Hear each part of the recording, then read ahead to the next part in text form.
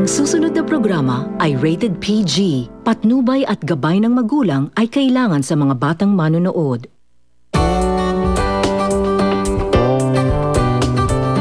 Basta yung nilagay ko dun sa vision board ko bago pa kami nagkakilala. Ang nilagay ko dun ng mga pictures, bahay na parang country style. Yung concept ng home, yun yung gusto kong magkaroon talaga pag may sarili na akong pamilya. Sobrang saya ko na hindi ko maintindihan na ito na to eh. Wala na tong pagkatas ito, wala nang magka-cut. Wala nang mag-change costume, wala nang director, wala nang ibang sequence. Ito na to. This is it.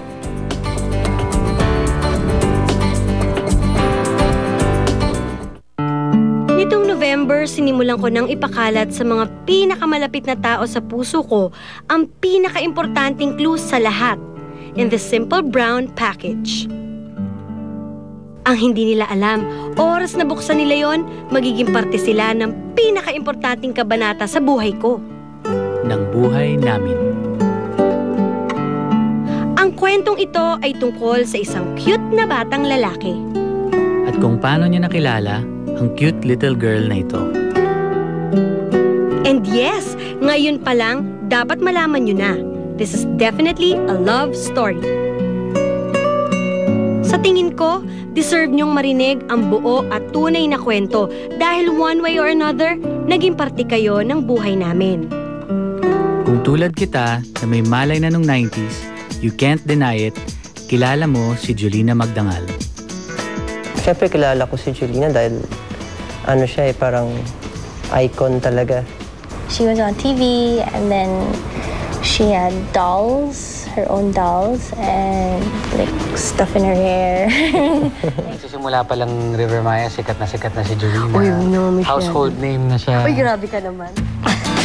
Isang pop culture icon, singer, actress, at higit sa lahat, isang butihing anak.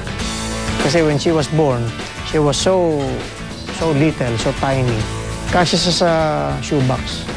Kaya madali, igaganon ko lang yung kamay ko, tataob ko lang siya doon, pwede ko nang palitan ng lampin. Papaluin mo na lang, kaya lang may make face. Matatawa ka na lang, tatalikuran mo na lang siya. And as for Mark Escueta, siya lang naman ang drummer ng tinaguriang banda ng bayan, ang River Maya. Pag hinahatid ko siya sa school, he would play with his fingers, tap the dashboard, tap his legs. So heartthrob si Mark sa school. Because first drummer, no? Di ba? Uuwi yan ng 2:00 from a concert or a gig. Gigising niya ng 4:00. Pupunta yan sa Lasal. Doon siya mag-aaral hanggang mag-umaga. And go to school. Hindi ko nga alam eh. Hindi ko alam. Basta talagang crush na crush ko siya noon. Crush lang. Pero 3 years ago, it seemed that fate had other plans for us. Nasa canteen kami nung kung saan yung rehearsal noon for the show. Nauna ako sa pila.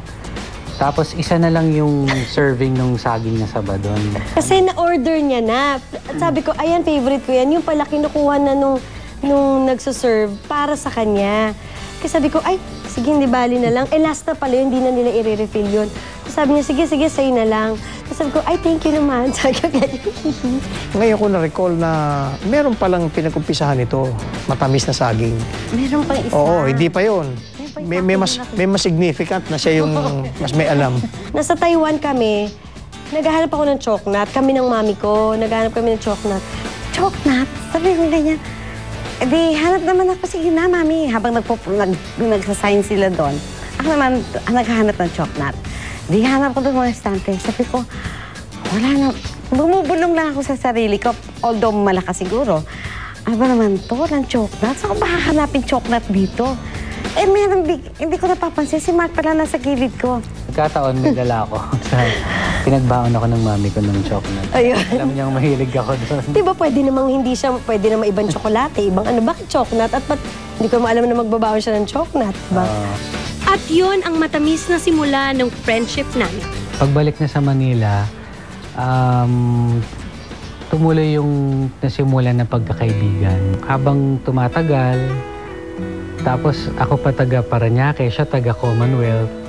So yung biyahe ko noon, hindi rin madali. Hindi na rin kompleto yung araw ko na hindi ko siya nakakausap. Ay, sus naman. Parang mas gusto niya pa yung parang pagiging ako. Minsan, sige nga, magdamit nga ako ng kung anong feel ko lang ng araw na to. Nasa-surprise ako biglang sabihin, ang cute mo naman. Pero sabi ko, ay, thank you naman. Arte. Nagustuhan naman siya ng family ko. At sila magkadikit. Tapos nakaakbay, ganyan. He looked happier with her from the beginning. At check na check siya para sa parents ko. Nung naano siya kay Mark, parang sabi nga niya, si Mark daw yung medyo natuto na siyang tumayo. Na, kumbaga, lumakas yung loob. Kasi si Mark yung talagang aawayin ganyan pagka idano mo si Julina, talagang pag sinaktan mo or whatever. Nakita ko yun sa kanya. Kaya sabi ko parang, uy, eto na, meron na papalit sa akin. And from then, things just kept getting better. Parang nga pang tumatagal, mas lalo ko nakikita na, di ba dapat mga ganitong stage nagbabago ng mga boys? Pinapakita niya lalo yung care niya sa akin. Kaya siguro hindi ako nakaramdam ng yung sinasabi nilang sabi-sabi sa mga banda. Iba siya. Masaya ako. Inisip ko lang masaya ako pag kasama ko siya, pag nakakausap ko siya. Talagang nakikita ko na papunta kami sa isang araw na ikakasal kami. Maaga pa lang alam ko na doon talaga kami pupunta. Pero paano ba umabot sa love, then marriage? Kasi hindi ko talaga maintindihan yung feeling. Pagbukas ng pintuan, ibang yung feeling. Akala ko pa naginip siya talaga. That page in our story is coming up next.